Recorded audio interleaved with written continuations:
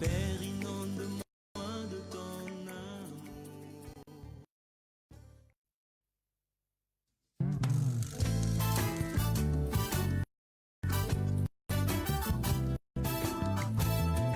Vidéo, invitez les amis afin qu'ils se joignent à nous. Moi-même, je partage. Je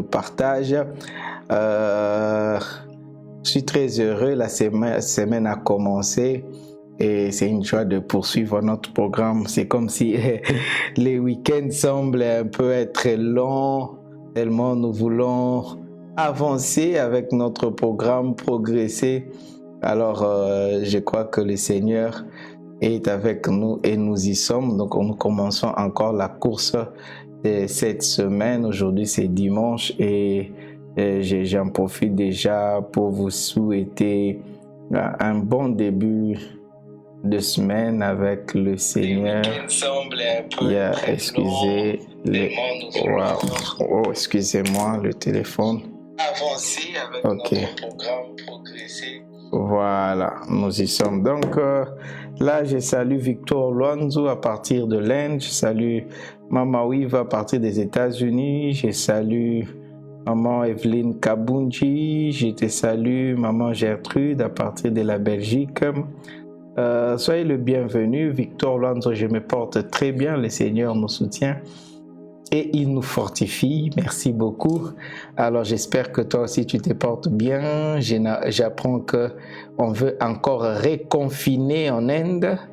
Je ne sais pas qu'est-ce qui va se passer, mais je vois que Dieu fera grâce. On finira par maîtriser cette pandémie de coronavirus. Et moi je crois que vous allez remarquer que on a fait beaucoup de prières là-dessus, on a demandé à Dieu, il y a des hommes, on a cherché la face de Dieu en ce qui concerne cette pandémie de coronavirus. Et on a reçu aussi beaucoup de messages, beaucoup de prophéties, disant que ça va finir bientôt et tout, mais nous voyons que ça continue et ça perdure. Est-ce que les messages donnés, les prophéties partagées, est-ce que c'est vrai? Est-ce que c'est faux? En fait, qu'est-ce qui se passe réellement? Nous n'allons pas entrer dans ces débats-là pour savoir si, voilà, des prophéties, qu'est-ce qu'il en est réellement, ainsi de suite. Mais il y a quelque chose que moi je crois. Si Dieu permet que cette pandémie continue, certainement c'est parce que l'Église n'a pas encore compris les messages que cette pandémie est venue nous apporter. Et je crois que cette pandémie prendra fin le jour où nous, en tant qu'Église, nous comprendrons pourquoi cette pandémie est arrivée et nous comprendrons ce qu'il faut faire, ce qu'il faut changer pour que les choses changent. Et je crois que ces jours-là, les choses changeront parce que ça ne sert à rien que cette pandémie soit arrivée et puis que nous continuions l'Église comme on le faisait avant, que les choses continuent. Non, je crois que le Seigneur veut renouveler son Église. Je sais que Dieu veut changer les choses afin de nous conduire vers la fin de temps. Et beaucoup de réformes doivent se faire à l'Église, mais les réformes ne se feront que si l'Église comprend. Les réformes ne se feront que si l'Église saisit les messages de Dieu au travers de cette pandémie qui a frappé le monde. C'est pourquoi nous devons continuer à prier afin que Dieu donne le discernement à ses serviteurs, à ses oints pour orienter l'Église dans le chemin qu'il faut pour ces temps ici. Alors, prions pour les messages d'aujourd'hui. Tendre Père, nous te bénissons et nous te rendons grâce. C'est une nouvelle semaine qui commence aujourd'hui. Je prie au nom de Jésus que tu puisses nous donner la force d'aller, d'avancer chaque jour avec assurance et persévérance. Que ta parole coule, que l'onction coule, que l'Esprit opère au travers de nous dans ces enseignements, que les captifs soient libérés, que les malades soient guéris. Au nom puissant de Jésus, console les cœurs, fortifie les âmes. Fais-nous du bien. Amen. Alors, nous sommes en train de continuer. Invitez les amis, partagez. Alors, aujourd'hui, nous continuons avec, c'est la 10e leçon sur l'Évangile. C'est la 10e leçon sur l'évangile où nous sommes en train de parler de qui est Jésus, qu'est-ce que Jésus a fait. Nous avons déjà fini sur ce que Jésus a et nous avons fini sur ce que Jésus est. Nous avons entamé sur ce que Jésus a fait. Et nous avons dit que si on se met à tout dire, à tout écrire sur ce que Jésus a fait, nous ne finirons pas. Alors nous sommes en train d'avancer, nous dirons l'essentiel, nous dirons le plus important et le reste, vous allez l'étudier au fur et à mesure. Alors, qu'est-ce que Jésus a fait? Nous avons vu la première leçon le jeudi passé, nous avons dit que Jésus-Christ, il a guéri. Il a détruit plutôt, la guérison on va parler aujourd'hui, il a détruit les œuvres du diable.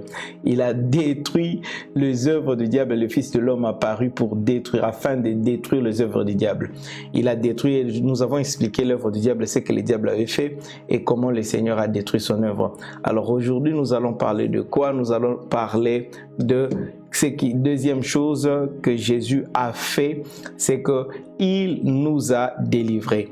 Il a détruit les œuvres du diable, il nous a délivrés. La deuxième chose que Jésus a fait, il nous a délivrés. Alors partagez, invitez les amis, donnez le cœur, donnez le like, soyons interactifs, écrivez-moi le passage biblique pour que je sente qu'on est ensemble. Alors Jésus a détruit les œuvres du diable, 1. Maintenant Jésus, aujourd'hui nous voyons, Jésus nous a délivrés. Jésus nous a délivrés. Il nous a délivrés. Ça, c'est l'une des choses qu'il a fait. Il nous a délivrés. Colossiens 1, 12 à 13. Colossiens 1, 12 à 13. La Bible déclare ceci. Rendant grâce au Père qui nous a rendus capables de participer à l'héritage des saints dans la lumière.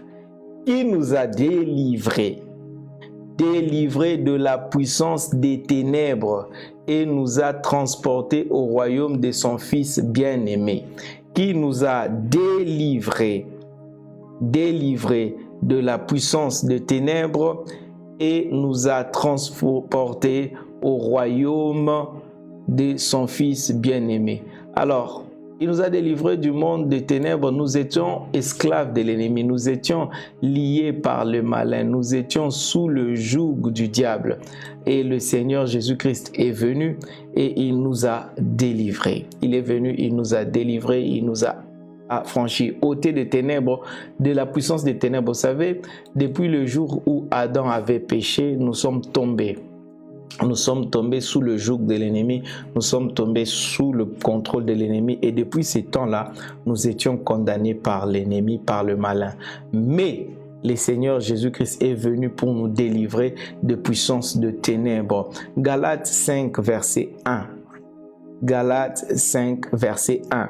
Tenez-vous donc ferme dans la liberté à l'égard de laquelle Christ nous a affranchis et ne vous soumettez plus au joug de la servitude. Tenez-vous donc ferme dans la liberté à l'égard de laquelle Christ nous a affranchis. Donc Christ nous a libérés, Christ nous a délivrés. Donc la liberté. Et ne vous soumettez plus au joug de la servitude. Donc la Bible montre que Jésus-Christ nous a délivrés de la servitude du diable, il nous a délivrés du joug de l'ennemi. Colossiens chapitre 2 encore, verset 14. Colossiens 2, 14, écoutez ce que la Bible dit.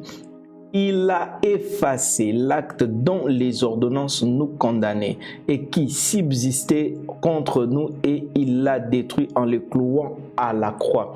Qu'est-ce que Jésus a fait? Lorsque l'homme a péché, l'homme est tombé, quelque chose est arrivé. La condamnation était là et la condamnation était écrite. Regardez, la Bible dit, il a effacé l'acte dans les ordonnances. Donc, on ne peut effacer que ce qui est écrit. Mais pourquoi est-ce que notre condamnation devait être écrite et non pas être dite, non pas être déclarée? C'est pour vous montrer l'importance des écrits, l'importance de l'écriture. Nous aurons une session tout entière où je vous expliquerai de l'importance des écritures. Voyez, même lorsque le roi devait condamner le peuple juif à l'époque de la reine Esther, Aman a demandé quoi? Une lettre doit signer. Le roi avait signé une lettre, c'était écrit, c'est comme ça. La chose devait se faire. Mais pour aussi contrecarrer cela, une autre lettre, une autre ordonnance devait être écrite au travers de l'intercession et de la prière d'Esther, afin que le peuple juif se défende. Vous allez voir aussi, même à l'époque de Daniel, le roi devait écrire, devait publier des choses. Les écrits sont importants et notre condamnation aussi a été écrite. Et Jésus devait l'effacer pour en écrire une nouvelle qui nous rend libres. Et c'est la même raison que Dieu s'est arrangé pour que nous ayons la Bible. Aujourd'hui, si nous avons la Bible, la Bible nous permet d'avoir la parole de Dieu sur un matériel écrit. Et les Écritures sont importantes. C'est pourquoi je vous demande, ayez l'habitude d'écrire des choses. Vos projets, écrivez-le. Vos ambitions, écrivez-le. Vos rêves, écrivez-le. C'est très important d'écrire. Vous allez voir que les Écritures donnent une puissance à ce qui est dit. Les Écritures donnent une substance à ce qui est proclamé. Les Écritures maintiennent l'esprit de ce qui est dit. Vous voyez, alors ayez l'habitude d'écrire, c'est bien. Mais Christ a effacé maintenant les ordonnances qui nous condamnaient. Les ordonnances qui nous condamnaient, Christ les a supprimées, il les a effacées et il a écrit une ordonnance de la liberté. Maintenant, nous allons répondre à une question. De quoi et de qui Christ nous a délivrés? C'est vrai qu'il nous a délivrés. Vous voyez un peu, il nous a délivrés, nous avons lu les textes et tout ça, mais il nous a délivrés exactement de quoi? Ou de qui? Christ nous a délivrés de quoi? Il nous a délivrés de qui? Alors, première réponse, c'est que il nous a délivrés du diable. Nous étions esclaves du diable. Nous étions sous le joug du malin. Nous étions sous le joug du diable et Christ nous a délivrés. Colossiens 2,15. Colossiens 2,15. Nous avons lu 2,14 où il est écrit « Il a effacé l'acte dont les ordonnances nous condamnaient et qui subsistait contre nous. Il l'a détruit en le clouant à la croix. » Verset 15 de Colossiens 15. Il a dépouillé les dominations et les autorités et les a livrés publiquement en spectacle en triomphant d'elles par la croix. Il nous a délivrés du diable parce que le diable, avec toute son armée des démons et tout ça, ils ont travaillé des manières à comment dire, à nous maintenir esclaves, des manières à nous maintenir dans les liens sous son joug. Et Jésus-Christ nous a délivrés du diable. Il nous a délivrés de Satan, il nous a délivrés des démons, des esprits mauvais. Et c'était l'œuvre qu'il était venu faire. Il a détruit le diable, il a détruit l'œuvre du diable. Il nous a délivrés de ces œuvres-là. Il nous a délivrés des conséquences de ces œuvres-là. Il nous a affranchis complètement. Acte 10, 38 parle bien de ce que Jésus a fait. Acte 10, 38, la Bible déclare ceci. Vous savez comment Dieu a oint du Saint-Esprit et de force Jésus-Christ de Nazareth, qui allait de lieu en lieu, faisant du bien et guérissant tous ceux qui étaient sous l'empire du diable, car Dieu était avec lui. Et guérissant tous ceux, faisant du bien, guérissant tous ceux qui étaient sous l'empire du diable, car Dieu était avec lui. Vous allez remarquer que Jésus était, la Bible le précise, hein, on est en train de raconter l'histoire. Il allait de lieu en lieu pour faire du bien aux gens. Et quel est ce bien qu'il faisait? Il était en train de délivrer les hommes qui étaient sous l'emprise du diable. C'est parce qu'il y avait des maladies qui étaient là, qui n'avaient rien à voir avec la chair. Les gens étaient malades simplement parce que le diable les a rendus malades. Il y a des gens qui étaient possédés, il y a des gens qui étaient liés dans beaucoup de réalités. Par exemple, quand vous voyez dans Matthieu 17, 14 à 18, Matthieu 17, 14 à 18, Jésus descend de la montagne de transfiguration avec Jean, Jacques et Pierre. Ils descendent de la montagne de transfiguration et là, Jésus, en descendant, il trouve les 12 qui étaient en train de faire la délivrance d'un lunatique, d'un enfant qui était possédé par les démons. Et les démons le rendaient malade, épileptique, les démons le rendaient comme un fou. Jésus est descendu et il a chassé les démons. Donc la maladie que cet enfant-là était en train de souffrir, c'était pas une maladie naturelle, c'était une maladie causée par les démons. Donc cet enfant-là était sous les jougs du malin. Et le papa de l'enfant a dit, tes disciples, je leur ai dit de délivrer mon fils. Ils ont essayé, ils n'ont pas pu. Ils n'ont pas pu chasser ces démons. Et Jésus a dit, ils n'ont pas pu parce que il leur manque la foi. Il a dit, c'est votre incrédulité. Il dit, ces genres de démons, on les chasse par des jeûnes et prières. On parlera une autre fois de jeûnes et de prières. Mais aujourd'hui, on est en train de parler de ce que Jésus a fait. C'est pourquoi il s'est promené pour chasser les démons qui possédaient les gens. Vous connaissez dans Luc 8, à partir du verset 30, l'histoire du fou de Gadara. Fou de Gadara, nous en avons parlé le jeudi passé. Le fou de Gadara était possédé et les démons l'ont rendu fou. C'est pourquoi beaucoup de maladies aujourd'hui que vous voyez, toutes les maladies ne sont pas seulement de cause physique ou de cause naturelle. Beaucoup de maladies sont causées par des démons.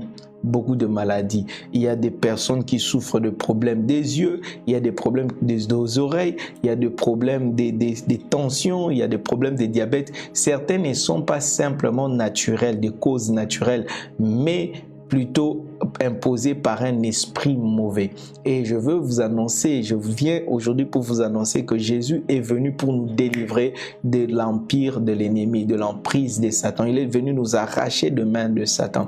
Tout celui qui est sous le joug du malin d'une façon ou d'une autre, alors que tu es en train de m'écouter, je prie que la puissance de la parole que je proclame, la puissance de l'évangile aujourd'hui opère la délivrance dans ton corps, opère la délivrance dans ton âme, opère la délivrance dans ton esprit au nom puissant de Jésus. Il est venu nous délivrer et il nous a délivrés du pouvoir de Satan. Il nous a délivrés du pouvoir de Satan. En chassant les démons, en guérissant les malades et tout celui qui était, même la femme qui avait le dos courbé. Il y avait un esprit qui les liait. Et Jésus a chassé cet esprit-là. Alors, celui qui est réellement délivré de l'emprise des démons, il y a certaines maladies que le diable peut souffler dans la société, ça ne peut pas t'atteindre. Et ça ne peut pas te tuer, toi. Vous comprenez? Et il y a beaucoup de maladies qui sortent vraiment tout droit de l'enfer. Et il y a par exemple cette maladie de Corona.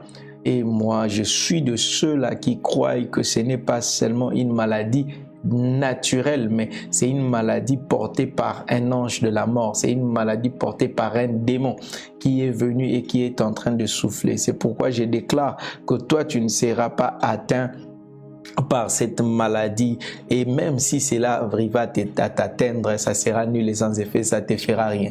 Tu peux aller, on te teste comme ça, tu es Covid-19 positif, ne crains pas, ça va passer, ça ne te fera rien. Vous comprenez? Le diable ne peut pas, cette maladie ne peut pas te tuer, cette maladie ne peut pas détruire ta vie, ça ne te fera rien. Parce que tu es délivré, parce que Christ t'a délivré. Même si tu entres en contact avec ceux qui sont contaminés, je déclare au nom de Jésus que cette maladie ne te fera rien. Sache-le, pourquoi ça ne te fera rien? Non pas seulement parce que je l'ai dit, mais parce que je proclame la vérité, parce que la vérité tu la connais. Jésus-Christ a fait quoi? Il t'a délivré toi de l'empire du diable, il t'a délivré du diable. Alors tout ce qui vient du diable ne peut pas te détruire, ne peut pas te faire du mal au nom de Jésus. Et il l'a fait, vous comprenez? Et il continue à le faire aujourd'hui au travers de ses serviteurs, au travers de ses enfants. Il l'a fait et il le fait. Je bénis le Seigneur parce que c'est ta part. Aujourd'hui, tu le reçois. Tu es sous la protection divine. Il nous a délivrés de Satan. Il nous a délivrés de Satan. Deuxième chose, de quoi d'autre ou de qui d'autre Jésus nous a délivrés? Il nous a délivrés du péché. Il nous a délivrés de Satan, il nous a aussi délivrés du péché. Romains 3, 23. Car tous ont péché et sont privés de la gloire de Dieu. À cause du péché, nous étions privés de la gloire de Dieu et le péché est entré et nous a séparés de Dieu. Maintenant, Christ est venu pour nous délivrer du péché afin que la gloire de Dieu revienne sur nous. Et tout celui qui est délivré du péché, la gloire de Dieu devient sa part. Vous savez qu'est-ce que la gloire de Dieu? Qu'est-ce que la gloire de Dieu? Qu'est-ce que la gloire de Dieu? Lorsque la gloire de Dieu revient dans la vie d'un homme, elle se manifeste par des œuvres. Elle se manifeste, elle devient palpable. Les gens voient. Le jour où Moïse a vu la gloire de Dieu, Moïse a vu la gloire de Dieu, il descendait de la montagne, on dit son visage rayonnait de gloire, son visage rayonnait. J'ai prié au nom de Jésus que toi aussi ton visage rayonne parce que Christ t'a délivré du péché et c'est lui qui est délivré du péché. Les péchés privent de la gloire de Dieu et quand les péchés est ôté, la gloire de Dieu revient. C'est pourquoi ne mène pas une vie de péché. La vie des péchés éloigne la gloire de Dieu de ta vie. Et lorsque la gloire de Dieu te couvre, c'est comme ça, toute porte que tu frappes et te sera ouverte. Là où on est en train de chasser, toi on t'accueille. Là où on est en train de détruire, toi on ne te détruira pas parce que tu es couvert par la gloire de Dieu. 2 Corinthiens 5, 21, la Bible déclare, celui qui n'a point connu les péchés, il l'a fait péché pour nous, afin que nous devenions en lui justice de Dieu. Il a fait de Christ péché pour nous. Donc Jésus-Christ nous a délivrés du péché. Le péché n'est pas notre part. Il a fait ce qu'il fallait. Il a payé le prix qu'il fallait. Pour revenir un peu en arrière, comment est-ce que Dieu n'a pas simplement déclaré du haut des cieux, vous êtes pardonnés. Il déclare seulement du haut des cieux, écoutez, vous êtes pardonnés. Est-ce qu'on serait pardonné, oui ou non? Oui, on n'allait pas être pardonné. Pourquoi? Parce que lui-même, Dieu avait établi le principe pour être délivré du péché, pour être pardonné du péché. Il faut qu'il y ait un sacrifice. L'agneau doit mourir, le sang doit être versé. C'est pourquoi la Bible dit, sans effusion de sang, il n'y a pas pardon de péché. C'est une règle que Dieu a prévue. C'est comme ça, Dieu ne pouvait pas simplement déclarer et la chose, pourquoi sa parole était déjà sortie, que sans effusion du sang, il n'y a pas pardon de péché. C'est pourquoi Jésus devait mourir comme il est mort. Et je reviens sur ça pour dire quoi? Même certaines délivrances dans nos vies, ce n'est pas seulement en parlant, en chassant les démons. Non. Certaines délivrances, il y a quelque chose qu'il faut faire. Il y a une règle qui a été fixée, qui a été déterminée dès le départ. Quand vous suivez ces principes-là, vous êtes délivrés. Est-ce que quelqu'un me suit? Alors Jésus nous a délivrés, il a payé le prix qu'il faut. 1 Jean 3,5. 1 Jean 3,5, la Bible déclare, or, vous le savez, Jésus a paru pour ôter le péché et il n'y a point en lui de péché. Il a paru pour ôter les péchés. Il nous a délivrés du péché. Il est venu pour ôter les péchés qui nous condamnaient, qui déclaraient notre mort, le péché qui déclarait notre destruction, notre condamnation. Christ l'a porté sur lui. En mourant à la croix, quand tu regardes la scène de la croix, sache que c'est toi qui devais être crucifié. C'est la place que tu méritais, c'est là où tu devais être à cause du péché. Mais Christ maintenant a fait la substitution. Il a pris ta place à la croix et il est mort pour toi. Il a porté la condamnation que tu devais subir. Il a porté sur lui la punition de Dieu pour toi et il t'a délivré du péché. C'est pourquoi aujourd'hui, ne te considère pas toujours sous le joug du péché parce que Christ t'a affranchi, il a pris ta place. Vous savez, les jours où on est venu arrêter Jésus, il était avec ses disciples à Gethsemane. Et quand il était là, on a voulu arrêter les disciples, on en avait même arrêté certains. Jésus a dit ceci, laissez-les, prenez-moi. Laissez-le, prenez-moi. Alors on a laissé les autres, on a pris Jésus. Et à la croix, Jésus a dit, prenez-moi, laissez-le. Et nous avons été libérés. Il s'est donné lui-même pour nous. Nous disons merci à Dieu pour ce sacrifice. Romains 8, verset 2. Romains 8, verset 2. Romains 8, verset 2, la Bible déclare ceci.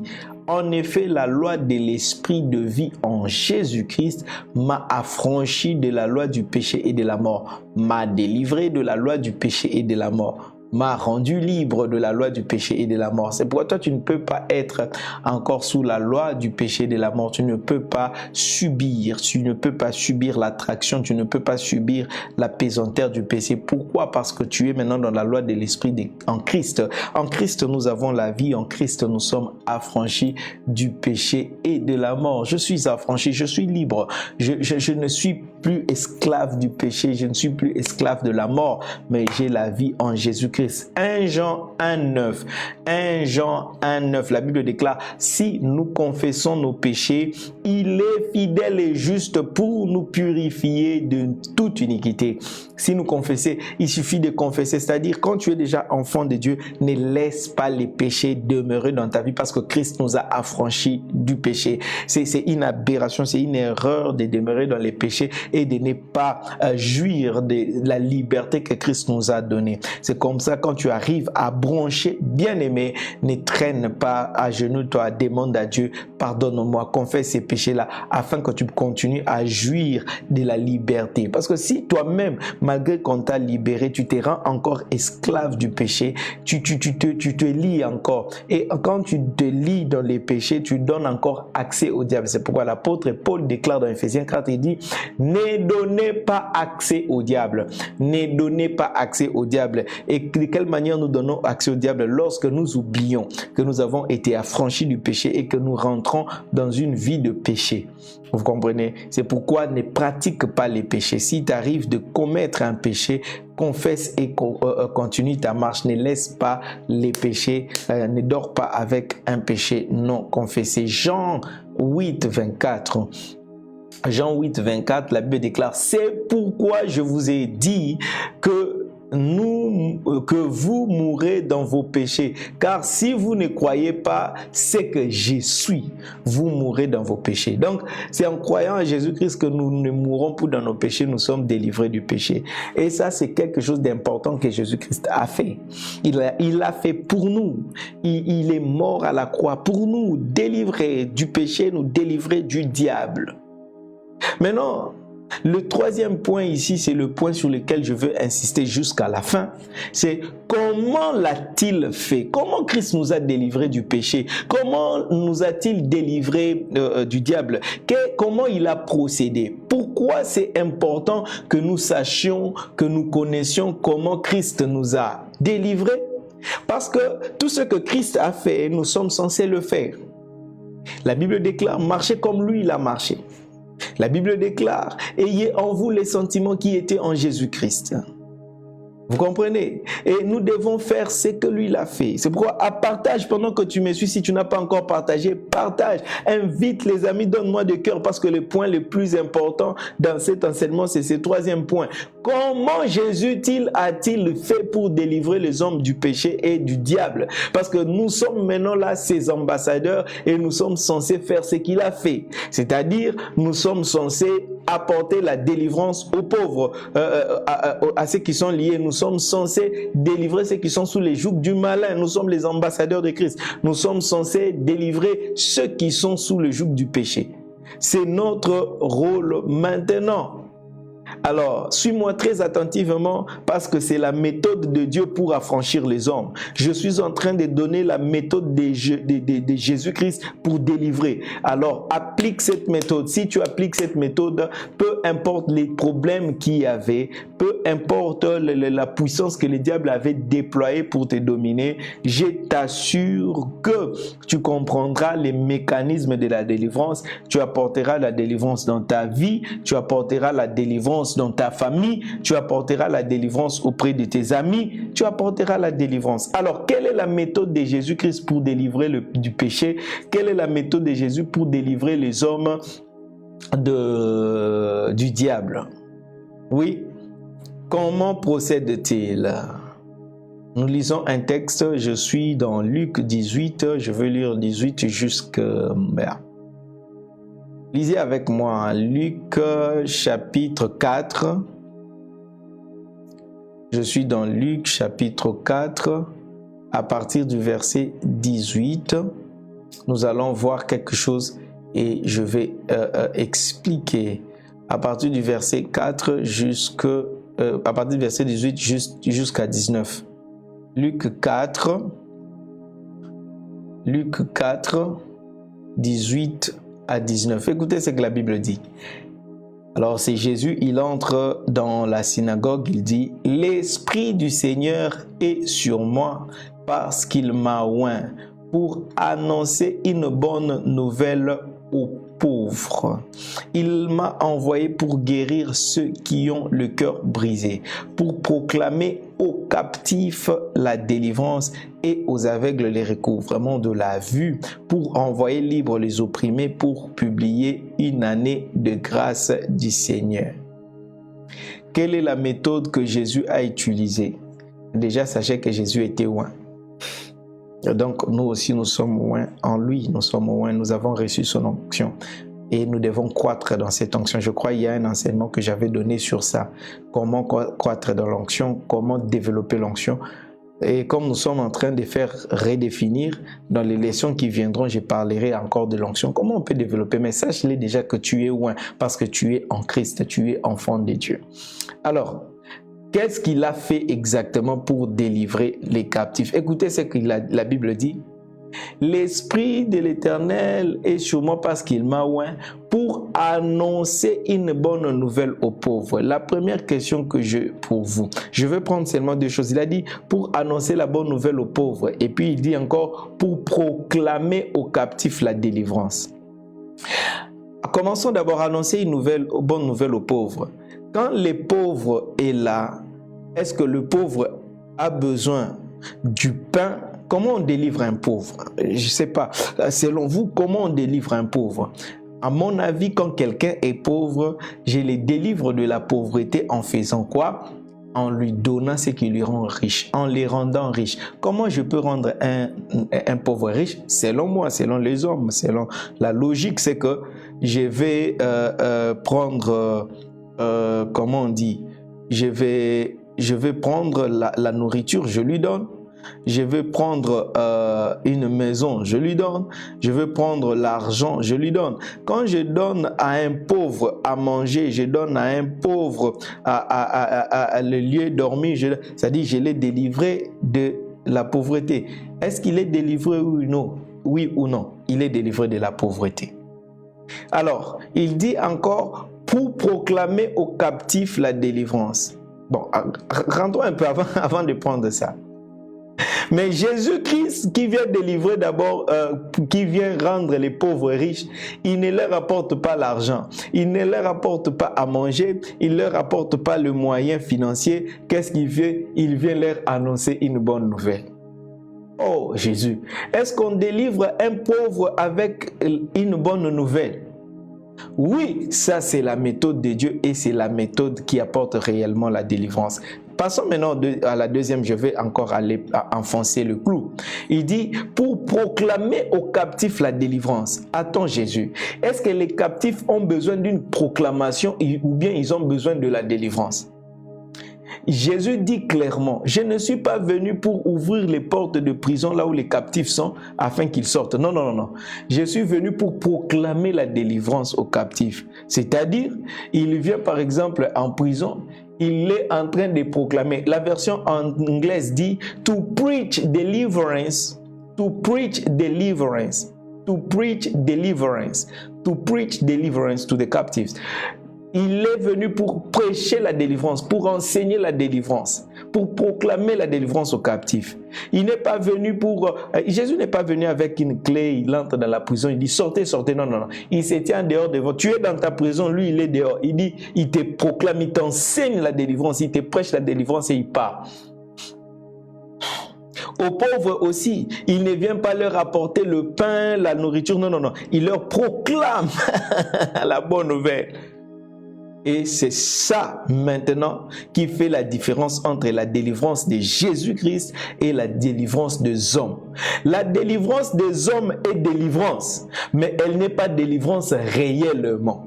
La Bible déclare, Jean 8, 36, si donc les fils vous ont franchi, vous serez réellement libres. Si donc les fils vous affranchissent, vous serez non pas libres, mais vous serez réellement libres. Oui, parce qu'il y a des délivrances et il y a des délivrances réelles. Il y a des libertés, mais il y a une liberté réelle. Il y a une liberté, mais qui n'est pas réelle. C'est liberté, mais ce n'est pas réel. Il y a une délivrance qui est délivrance, mais qui ne l'est pas réelle. J'aime la version anglaise qui dit if the Son sets you free, you shall be free indeed. You shall be free indeed. When a man sets you free, you will be free only. If a mere man sets you free, you will be free. But if the Son of God, if the Son of Man, Jesus, sets you free, you shall be free indeed. Si les hommes te libèrent, tu seras libre. Mais si Jésus te libère, tu seras réellement libre. Alors, quelqu'un qui vient donner du pain à un pauvre, qui vient donner de l'argent à un pauvre, qui vient donner le travail à un pauvre, l'a rendu libre de la pauvreté. Mais il ne l'a pas réellement rendu libre. Parce que la pauvreté, le lien de la pauvreté est au-delà du fait d'avoir le pain sur sa table, d'avoir un travail, d'avoir des habits.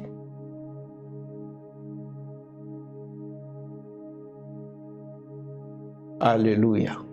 Et quelqu'un qui est captif, sa vraie liberté, ce n'est pas seulement qu'il sort de prison, qu'il soit en dehors de prison. Quelqu'un peut être hors de la prison, mais rester captif. Et si on vient sortir quelqu'un de la prison comme ça, il sera libre, mais il ne sera pas réellement libre. C'est pourquoi Jésus s'arrête d'abord, préfère te libérer réellement, parce que la liberté réelle amène la liberté totale. Mais la liberté seulement n'amène pas la liberté totale. Il faut... Alléluia. C'est pourquoi Jésus donne la méthode par laquelle on rend réellement les hommes libres. C'est en proclamant. Quoi? En proclamant l'évangile, en proclamant la bonne nouvelle, en proclamant la parole de Dieu. C'est pourquoi il dit, il est venu pour proclamer, pour proclamer la bonne nouvelle aux pauvres, pour proclamer la délivrance aux captifs. Il leur proclame ça, il leur enseigne ça. Comme ça, quand ils sont libres, ils sont réellement libres. Parce que, retenez ceci, mes frères et mes sœurs, chasser les démons de la vie de quelqu'un, ce n'est pas libérer quelqu'un réellement. Chasser, je le répète, chasser les démons de la vie de quelqu'un, ce n'est pas libérer la personne réellement. Nous connaissons la Ranibros Kadaya.